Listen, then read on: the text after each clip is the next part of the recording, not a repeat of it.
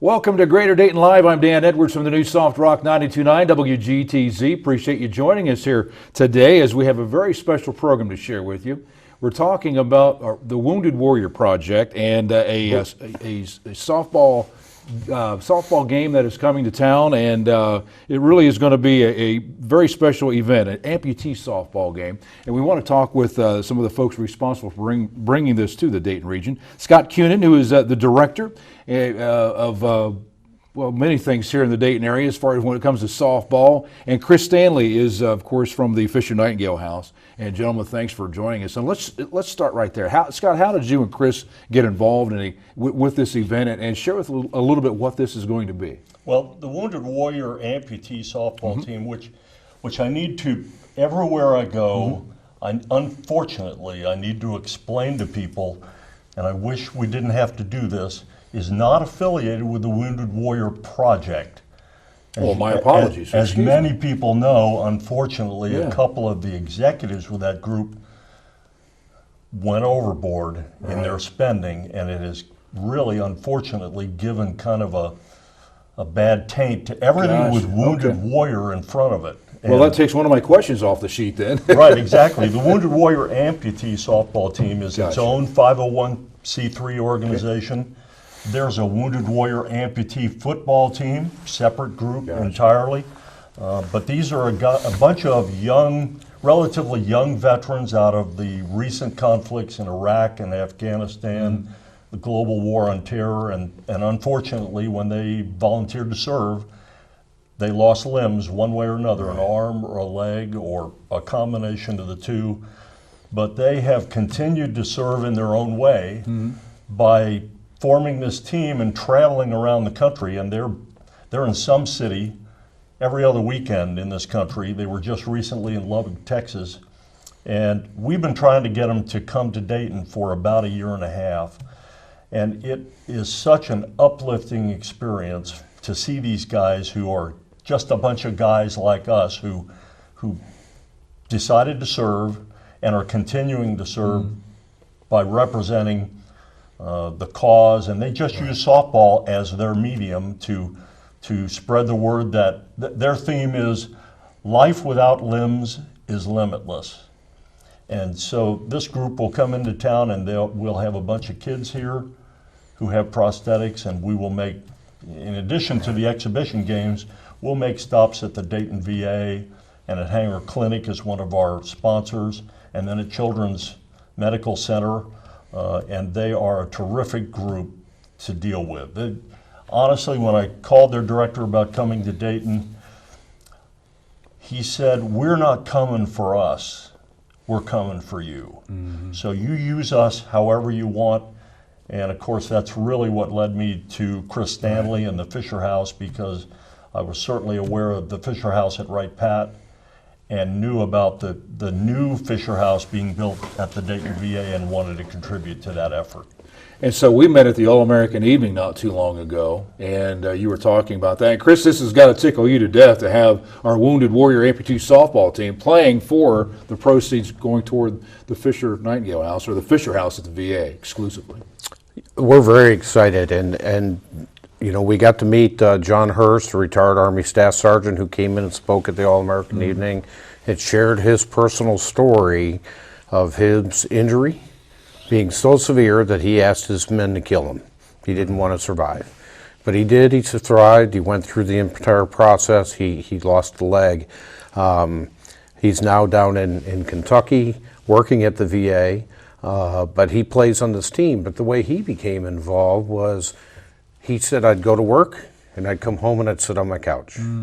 And his wife reached out when the team came to town and reached out to the coach and said, John was an athlete before all this happened. He had a purpose in life. And then he had a purpose with the military, but now he seems lost.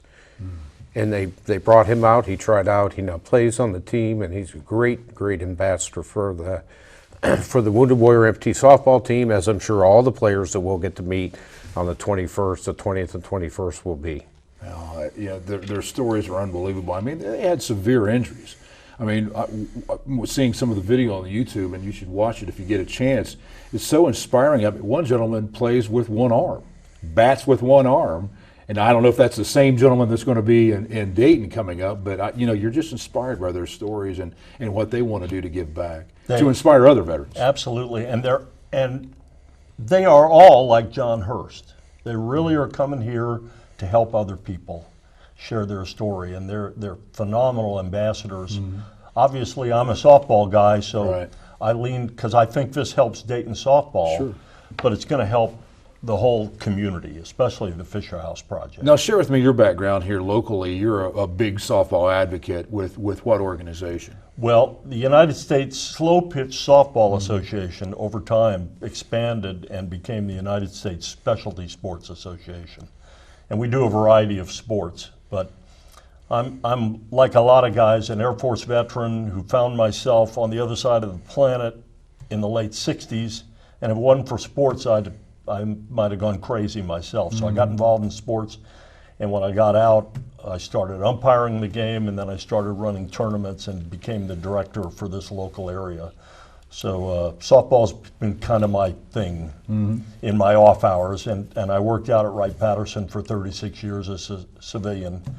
So retiring has been an interesting adjustment, but a project like this where we've had a literally community committee that includes the VA, the RTA. Chris has been at most of our meetings, and we're meeting each month, each week, and we've had tremendous support on bringing them to town. Okay. These gentlemen have, with the amputee softball team, have gone through hell. I mean, they've had to retrain how to run, how to walk, how to throw. Share with me how they've inspired you to, in your retirement, you should be slowing down, but you're not, how you promote these guys and the response that you're getting from the softball community here in the Dayton region. Well, the truth is this group kind of sells itself. They've been to 35 states, 150 different venues, and people from other communities are reaching out to us.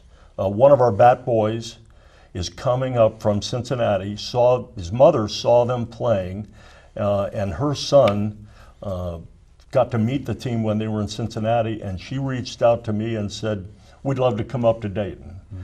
And that connection was actually through the team. One of the players kind of adopted this player, Austin. Austin's going to come up and be on the field as a bat boy for the Wounded Warrior team, along with a couple of local people that the Dayton Veterans Association administration is bringing out to us, and Hanger Clinic is helping us as well with youngsters that come out. And this group hosts a camp for kids every year and brings in 35, 40 kids, and they have a blast the whole weekend. And this is one of those groups that brings them in free of charge. Nobody pays anything. They're there for the entire weekend, and it's a feel-good moment for everybody. It's a real comeback story for these athletes, too, who a lot of them played college ball, and then they served their country, and the injuries that they suffered were severe, but yet it gives them that inspiration. And it's great that they come back and share that with the kids and other veterans in the audience. And just a really good story. And we're playing in this game now, this exhibition game, and it's Saturday the 21st, and that's Armed Forces Day, if I'm not mistaken. That's right. So great timing there, Chris. Yep, great timing. I'm sure that was pretty much figured out while you were doing that. But we had to work our way into their schedule, and it fell into our lap. Yeah. So we've got 2 games that day, correct? That's right. We start at 9 o'clock with a game of the amputees playing an all-star team of military players off the base and area first responders, so police and firefighters that are softball fanatics and play competitive. And they're able-bodied too. They are right? They are absolutely able-bodied, and the joke is, if you're betting, I'm not betting on them. I'm betting on the amputee softball team. Right. So that'll be our first game. Our second game is against some all-stars from a local seniors softball scene, the Dayton Legends Softball Club. And I got to put in a plug for my co-chair at this point. My co-chair on this effort is a guy named Tim Gabbard. Okay. Tim's a former financial planner and also a musician. And he did an award-winning documentary called The Fall League about senior softball.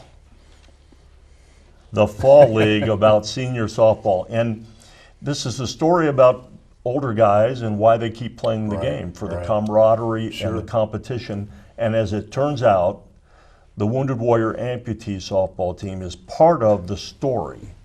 And he's worked with Dr. Kathy Platoni out at Wright State, who works with veterans. And it's an inspiring story of why we continue to compete and why it's so important to have a mission like that. And the Dayton Legends have 8 different teams at different age levels, and they're excited to play against these guys as well. Well, the fans have to love this. I mean, how many you're expecting there for these 2 games? Do you have any idea? Because this is the first time this has been brought to the Dayton region, isn't it? That's true. They've been to other venues, and we're playing on Ron Nischwitz Stadium. Wright State University. At Wright State. And those people who are familiar with that know that's a baseball stadium. That is not a softball field. So the dimensions are slightly different, but Wright State donated the use of the field.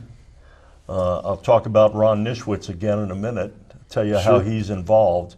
But the venue is very cozy, unlike Fifth Third Field, where we really approached Dayton Dragons about playing at Fifth Third Field originally. And they had a home game, homestand that weekend. So they contributed a luxury suite, which we raffled off to make some money. But they were unable to host us. Now, the good news and the bad news is that Ron Nischwitz Stadium, it doesn't hold 8,000 people. It'll hold 800. Now, they have fixed seats, about 575 fixed seats, and they'll bring in portable seats, about 225 of those. So the most we can host at any one of these games is 800 people. Very cozy setting, and we really, really hope that we get butts in seats to show off the Dayton community, our patriotism, support the team, and if we can get 800 people in those 2 sessions, we will be delighted because, frankly, we've made our expenses with the fundraisers we've held.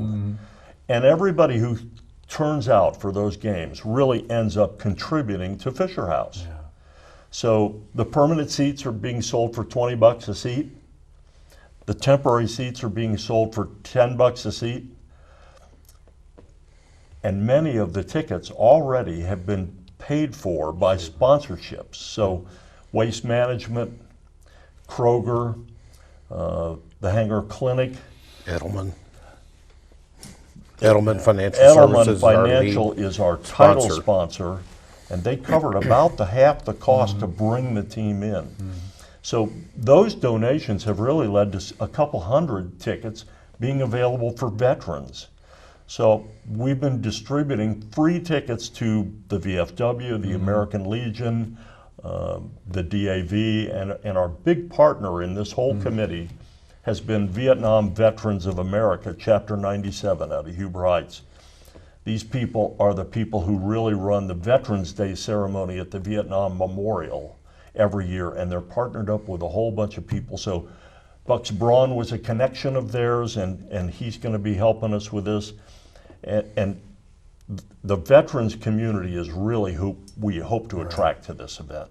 Which is what we're benefiting at the VA with the new Fisher House. And Chris, tell us, for someone maybe new to the area, not familiar with what the Fisher House is, share with us what the new Fisher House is and kind of give us an update, if you would, on where we are. Okay, well, Fisher Houses are just like Ronald McDonald type compassionate care homes. They serve wounded, injured, and ill military men and women and veterans and their families.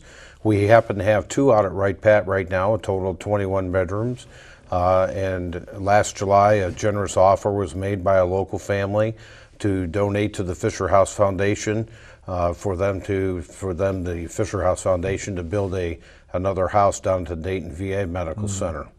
Our nonprofit, Fisher Nightingale Houses Incorporated, stepped right up and said we'll be the 501c3 that will support that in the same manner. We've been supporting our 2 Fisher houses out at Wright Pat for the last 26 years.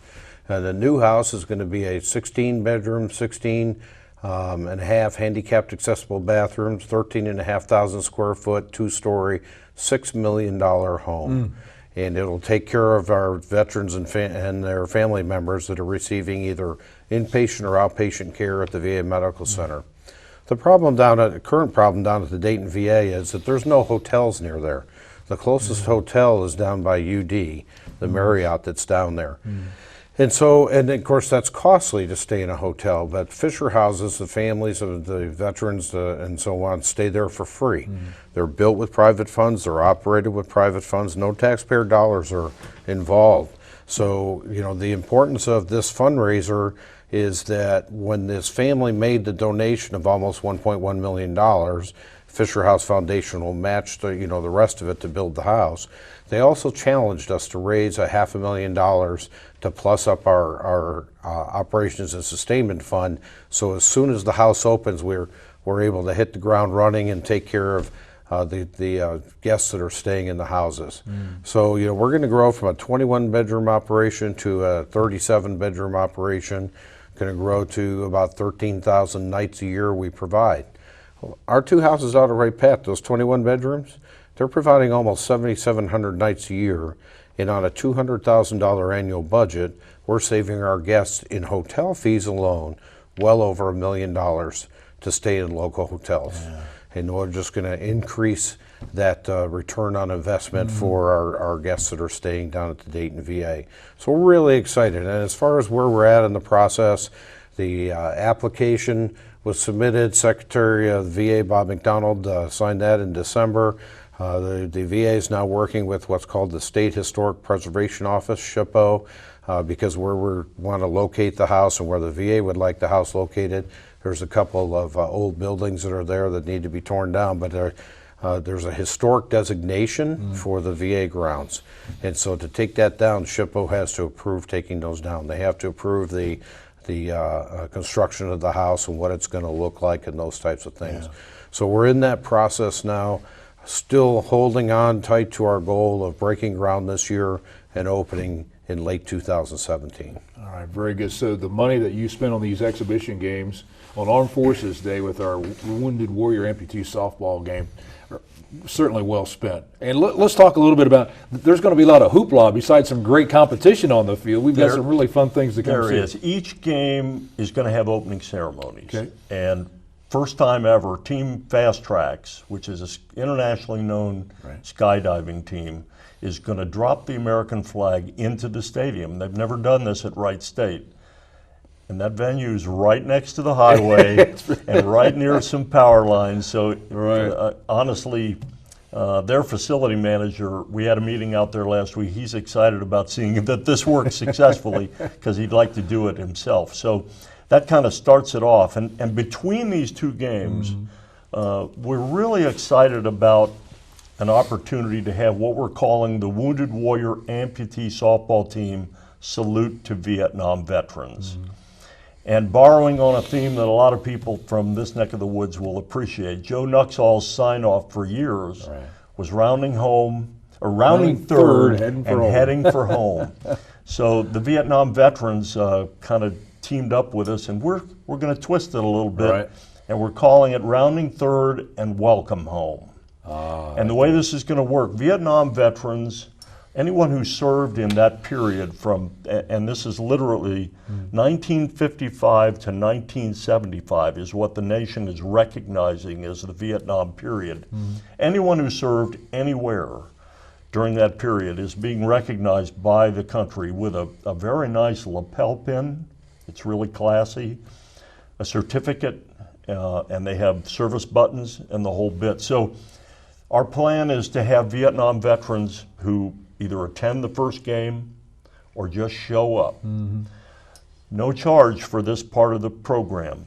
We have tickets for the two games, but this middle part that starts around 11 o'clock after game one, the veterans are going to come up through the dugout on the first base side.